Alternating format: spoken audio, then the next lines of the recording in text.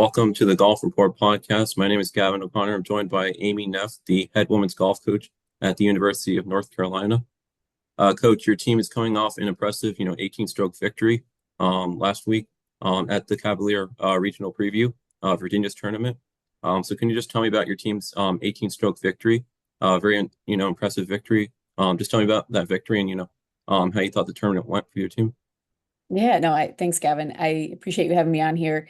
I Mhm. think the thing I was really impressed with our team was we talked about a little bit earlier was just there were some conditions that rainy, just played the course played long, and I think that we were prepared in the sense that we had fortunately some weather in Chapel Hill prior to that event to help us get a Mhm. little more comfortable and familiar in that situation. And I mean, I think anytime you go out and play, you're hoping to you always want to go and win. And I think to win in the way that we did, I was really proud of them. I think it was just focusing on ourselves and talking about what we can accomplish is unlimited, and they certainly took that to heart and they did a great job of making it happen. So I was just really impressed at the maturity that they showed for a pretty young group. We had two freshmen, two sophomores, two juniors that were there since we had an individual, and everyone being in the top 20, I mean, five in the top 10. So it was really solid and just really happy that the hard work they've been putting in at practice paid off. Yeah. So two questions. First off, the weather, it was rainy there in Virginia, so for the tournament. So, first off, how do you think your team was, able to navigate, the rain and the weather so well to pick up an 18-stroke victory? And then second, second round, your team shot 271. You had 265s and 270s for your team, and then, an even par by Reagan, 71. So, very good scores your second round. So just tell me, how did your team navigate the weather so well to pick up an 18-stroke victory? And just tell me about, the second round, your team, playing very well in the second round. Yeah, thank you. I think the girls would say that they know anytime that it's rainy or tough conditions at home, they know that if we would play in a tournament, I'm going to have us play or practice in those same conditions. So we try to take advantage of those opportunities that maybe some days you might be like, oh, let's just scrap it or do something different or move inside. And I think it was just choosing to have the mindset that this is what we prepared for, this is what we trained for. We play an outdoor sport. And I think if you can already have a mindset going into rainy conditions that if you convince yourself and believe that, okay, this is for my best, then I think it can be because I think a lot of times it weeds people out who are like, oh, this is miserable. I don't want to be here. Or you don't prepare, you have the appropriate equipment. And so I think knowing that they had their rain gear, that they're prepared, those things all were helpful. I think just being patient. And we had talked about after Michigan just getting out of the gate better. And they did a great job of that, just starting out the round. I know Inez, obviously, she played at a different golf course, it felt like that week, but she, birdied the first hole, which was a really challenging hole for her, hole three, chipping in. So, and then knowing that the rain kind of came in the middle of the round and then stayed and lingered for the next, 45 holes, it felt like it was something that just being patient and knowing your carry yardages was ultra important. So I think they did a good job of that. And then in terms of that Mhm. second round, I mean, Virginia also played a great round that day. So I think they Yeah. still got us by one that afternoon. So it was helpful. I think we had like a 12-stroke lead or so going into that round.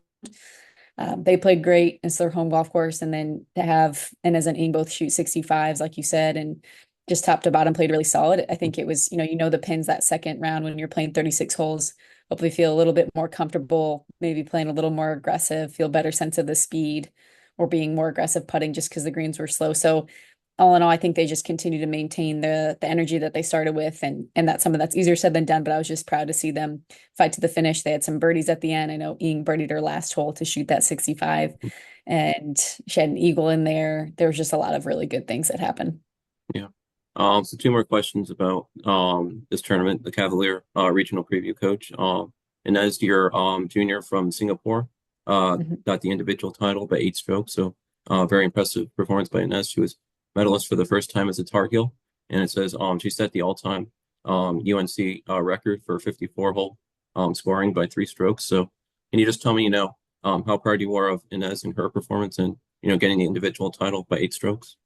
Yeah, absolutely. Inez is a really gifted, talented player. And I think she had been frustrated with how some of the golf had gone for her this fall, earlier and in the summer, just because, I mean, she finished fourth in the World Amateur last October in Dubai. And so, I mean, she's clearly, demonstrated she can play at a high level against anyone in the globe. And so I think in college golf, she showed glimpses of it, and it was good to see her get something just start to finish, play really solid, and just a testament. I mean, she works really hard, and I think she would say that she started to try to focus on, which is easier said than done, but to have more fun while she's playing. And I think when you have fun, you play better. And so I think just trying to be a little bit more lighthearted, as she knows sometimes it could really weigh you down. You can kind of take it every missed shot as like another defeat versus being like, okay, well, I've practiced chipping, so let's go get this up and down. And she managed her emotions really well. So couldn't be happier for her. That was awesome. Yeah, not only Inez, but you had 5 players in the top 10, so very impressive individual results for your players. So this was a regional preview. Birdwood in May is going to host regional in May. So for you as coach, obviously regionals, you could be placed, any of the regional sites, and obviously the goal is to make regionals and make it to national championship for all teams. But for you, just given that Birdwood is going to host a regional in May, did even though your team could be at any regional site, did you prepare for this tournament any differently, given that it is going to host a regional in May, or did you and your team just prepare for this tournament like any other tournament? It really was like any other tournament. The Okay. one thing that people commented on is that it's a Davis Love redesign, just like Yeah. our home golf courses, but I think our courses are still very different. So it doesn't feel too similar in that sense. I think it's just, it's nice that it's only a couple hour drive up there. So we could be in our team van, and you had, just camaraderie in that sense, that we could all be close and be together and didn't have just less of a travel strain. And I think in terms of, a couple of them had played it. I think both our freshmen had played it in a junior golf event. So did Reagan and something else, but it was still brand new for Inez, Mhm. Megan, um, one other too. But I was just trying to think. I think that it was something that we know the golf course could play wildly different in May too. So I think as great as it is to get this win, the golf course could be in a lot different shape if it's dry and fast. But nothing, it always helps to have at least some sort of good vibes or good memories of what you've played at a golf course. But I think we'd love to go back there. We feel like it's a course that we know and can play well, and also Mhm. know that, nothing will be handed to us if we do get to go there, because it'll just be everyone starting back at zero. But we'd love to go back there. Well, congrats again on your good performance at Virginia's tournament. Now next week, you're going to host your home tournament, the Ruth Chris Tar Heel Invitational at Finley Golf Club. So two things, Coach. Can you tell me about your home course, the Finley Golf Club, and then can you just tell me about starting next Friday, hosting your home tournament, and what's it like to host home tournament? Yeah, so Finley, we just had a redesign. It opened last October, and Okay. our men's team hosted an NCAA regional in May there, and we're hosting an NCAA regional in 2026. Okay. So we've had the Ruth Chris I mean, we've had the Tar Heel for years. Mike O'Donnell, his daughter, went to UNC. He was the former president CEO of Ruth Chris, and so he provides Ruth Chris food, which is a great one. Hopefully, he'll come out and spectate. It's free for all spectators, parents, players, coaches. Gives Ruth Chris sliders each day of the tournament, so that's pretty fun. But in terms of the golf course, I think the green complexes just got better. They're Bermuda greens now, a little more undulation, a little more costly of if you miss in certain places. So I think it's just a better test. I think Finley before we loved it, but I think it just got a little bit more demanding, which is what you want to help just provide some separation in the field. We've had a lot of rain with the effects of the hurricane and whatnot, and I think that is something that we'll see. The weather looks good the next 10 days, so that could help dry it out, but that also has just meant it's played a little bit longer, but they've kept the greens in great shape. So pretty happy with what our agronomy staff has been able to do. And in terms of having a home tournament, I think it's just nice. We've been at Governor's Club, another course in the area, last couple of years, but it's always good to get to play your home golf course. Not every college team gets to say that. And so I think it's something we'll take pride in, and just excited to have, I think a couple of our international players have parents that are kind of come out, which is rare. And so that's exciting. And just having people in the community to be able to attend. We got a home football game. So hopefully it'll be a lot of good positive energy and buzz around Finley, and just looking forward to playing a golf course that we're familiar with and showcasing the changes that have been made there for other people to see it and enjoy it. Mhm. So your team, has their home tournament next week, and then the landfall tradition to conclude your fall season. So you have 2 more tournaments left in your team's fall season. What do you want to, or what do you hope to see out of your team for your final 2 fall tournaments? And how can your team, use your recent victory at Virginia's tournament, as momentum for the rest of the fall season, and the rest of the season? Yeah, absolutely. I think we want to back it up. I think it's great to win. And we talked about like a good team could win once or twice. I think a great team is consistently in contention. And that's really what we want to strive to be as a great team. And so it's great to get a win. And now it's like like I mentioned earlier, it's like we all start over again. So I'd love to see us put ourselves in contention, get another, obviously, we always want to win, but put ourselves in that contention in that space and knowing that we have 17 teams at the Roos Chris Hara. I think it's 17 at Landfall Tradition as well, both really strong fields. So I think they'll be good tests for us. And just, again, I would love to continue to see each of our players just get a little bit more comfortable. I think seeing Helen, one of our freshmen, and Katie, who played as an individual, but even from like the first event to the second event, they just felt like for Helen, who played in both, just to see her improve and get more settled in. She came out, shot like a 68 in round one at UVA and finished with a solid even par, I think that last day. So all that to say, it's like to see them. I think it's a great for everyone on our roster to get reps. We have 8 on the team this fall. We'll have 9 in the spring with an addition of a player mid-year from Okay. France. So I think that, again, I just want to continue to see us sustain, contend. And I think, I know Megan Stryker has been knocking on the door. She's finished third in the first tournament of the year. She finished second this last time. She's our all-time scoring record holder at UNC through her first 2 seasons. So I think she's someone who hasn't won yet in college, but is certainly very close to doing so. Yeah. So coach, you're in your third season as head coach at North Carolina. You've made regionals each season at North Carolina so far. And previously you coached at, FAU, Michigan State, Vanderbilt. So correct me if I'm wrong, but just tell me, how has your time at North Carolina been? What has it been like making regionals each season at North Carolina so far? And just, can you tell me about your previous coaching experience, how that's helped Yeah. you at North Carolina and, what drew you to become a college coach? Absolutely. Yeah. So this is my fourth year now. I finished my third year last year and we went to Okay. nationals, which was our first time going to national championship in 7 years. And so that's something that we'd like to make a lot more normal. I'm very fortunate that I got into coaching at my alma mater. I played professionally for a couple of years after school at Michigan. I went to Michigan State, played professionally for a few years here at Symetra over in the Australian tour, and then got into coaching.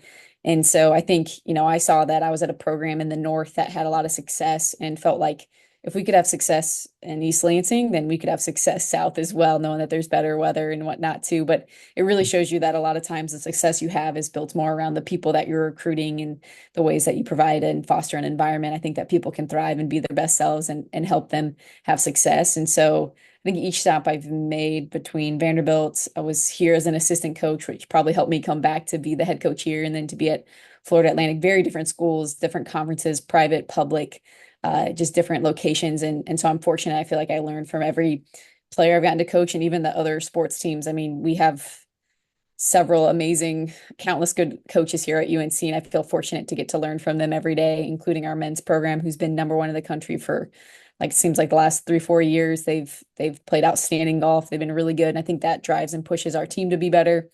I think just culturally, our work ethic has improved significantly from year one to year four. I mean, they love golf. They know that we're here to contend for ACC championships and want to win a national championship, and so I think they know, what it is that we're looking for, and we make that clear in their recruiting process. But I just feel fortunate that I've had several great mentors of each place. I was an assistant for 3 different schools at Michigan State, at Vanderbilt, and here, and then getting to have my own program down at FAU was a great experience and felt like we were able to improve the program and make it better and felt really fortunate to have the opportunity to come back here close to family. And so I'm just really thankful to be where I am and know that Carolina athletics and women's sports in particular have been excellent. And we just want women's golf to be on that same place and make this a destination for people to want to play women's golf. Yeah. So you grew up in Indiana. Can you tell me about growing up in Indiana at your start in golf, and then you attended Michigan State? Can you just tell me about your time playing, college golf at Michigan State? Yeah, so I got started. I played other sports, basketball, soccer. Basketball's king in Indiana, Yeah. and my grandparents, I give them a lot of credit. They got me started in golf. I have 2 older siblings who were in basketball and soccer too. I was kind of the lone one that went into golf, and kind of surprisingly, I kept going with it. I don't know. I felt like I was going to end up playing basketball in college, and then I ended up going to Michigan State on a visit, and they were smart, knowing I loved basketball, and they had me meet with Tom Izzo, who's the head basketball coach there, and a legendary. And I got to shoot baskets on the court, talk with him, and Stacy, who's still there, has done a really good job coaching and just built an awesome program. So I felt fortunate I got to be a part of that, learn a lot from her. But my grandparents got me into the game. I'm just thankful it's such a lifelong sport, and I think I can appreciate golf more now than I certainly did when I was 10 years old. And it's something that you just create unique relationships. It's taken me around the world, places I would have never thought, and it certainly has been just. I think sports is what was a place that I love to have as an outlet, and the coaches I had in basketball, soccer, golf, all they were all very influential. And I thought that was just a place where the coaches had significant impacts on my life. And so getting to see a coach in that way, I think that kind of drove me and inspired me to want to be a coach myself. Yeah, and you mentioned this before, but you played professionally on the Symetra Tour from 2011 to 2014. And I believe you also played in the 2012 US Open. So can you just tell me, how was your time playing professionally? And how was your experience, getting to play professional golf for a few years? I jokingly say short. It was a short Yeah. time, but I think it was still good. It's at that time, women's golf, I feel like Symetra, there was only like 14, 15 events each year. So it was really hard I got to the finals of Q School twice and missed by a stroke. So that was to get the LPGA card and get some sort of conditional status there. Getting to play in US Open, I got to play with some really great players of Suzanne Petterson, So Yeon Ryu. It was just, I think it helped me have an appreciation. I know, and even still, I'll go out and play some with our girls or try to do a tournament or two every year. And I think that's something that reminds me, it's such a humbling sport. I think as coaching, you can kind of go numb and it can seem really simple of just hit the green and it's really hard. And so I think it's a great humbling sport to continue to helps me be a better coach if I play it from time to time and remember to feel what they're feeling.